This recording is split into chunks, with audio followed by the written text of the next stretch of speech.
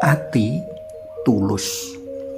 Panglimbang 5 menit dina Rebo Kliwon tanggal 17 Juni taun 2026. Kapethik saka Injil Matius bab 6 ayat 1 tekan 6, katerusake ayat 16 tekan ayat 18. Ati tulus tegese ati kang ikhlas, jujur lan tanpa pamrih. Wong kang atine tulus tumindak lan andum wewehi ikhlas tanpa pamrih. Titikane tumindak lan paweweh linandhesan ati tulus katon ana niat kang resik, ora ngarepake sembulih, mbuh arupa dhuwit, barang utawa pangaji diri. Entengan jroning tetulung pepadha sarta sempulur alias ora ngot-ngotan marga kagerakake dening ati lan kautamaning urip, dudu merga kasawang liyan. Lumrahe wong tulus ati ora nunggu panjaluk utawa pangongkon, ananging malah padha nawakake tenaga lan pitulungan rikala ana pepadha kang kerepotan. Wong ati tulus melu bungah rikala wong liya luar saka keribetan. Gusti Yesus sing paosan dina iki mulang lan meling para murid kanggo padha ngrasuk ati tulus. Kautaman banget wigati kang kawedharake Gusti Yesus minangka landhesan tumindak utawa paweweh yaiku menawa kabeh mau mujudake sawijining pisungsung katur Gusti. Nadyan isih ngemu karep lan pepinginan, ananging karep lan pepinginan mau luwih arupa ginayuhe brana urip langgeng kang pancen dadi syarat kanggo bisa urip nyawiji bareng Gusti ing kono.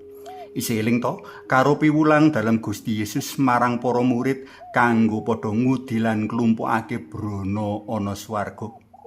Gegayutan karo waosan dina iki yaiku kaprayogakake para murid padha nyingkur pepinginan kanggo golek pamuji lan pangalembono sarta ngarepake sembulih saka liyan. Rikala padha sembayang, ya sembayang kanthi tulus sebab sembayang mono mujudake kupiya manungsa kanggo sesambungan lan sesrawungan karo Gusti Allah. Mula sembayang kanthi wening jroning sepening kamar ati. Rikala padha tumindak becik, ya tumindak kanthi tulus. Tumindak becik minangka pratelan tresna Gusti kang maujud nyata ana pepadha. Kalebu ing kono tumindak andum weweh sedekah. Aja pamer lan mamerake. Wong pamer mono satemene amung butuh pangakon diri, kabutuhan kang cethek lan sawetara sipati. Luwih saka iku, Gusti Yesus ngelingake rikala puji pangalembono sarta sembulih saka pepadha wis kasil rinengkuh, ateges wis kelakon gegayuhane wong pamer. Jer kamulyan swarga ora enggal bisa karasakake.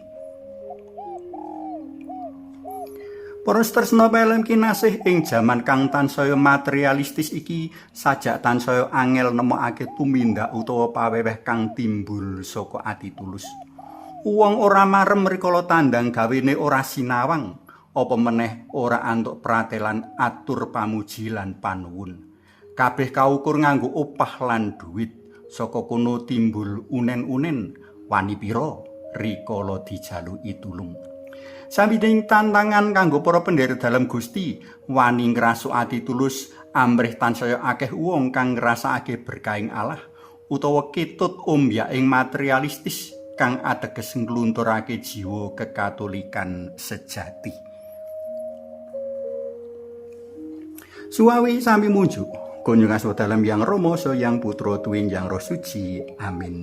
Gusti Yesus kawula munjuk sembah nuwun awit kekeran ngrasuk manah tulus kangge sangu tumindak nggayuh kamulyan langgeng.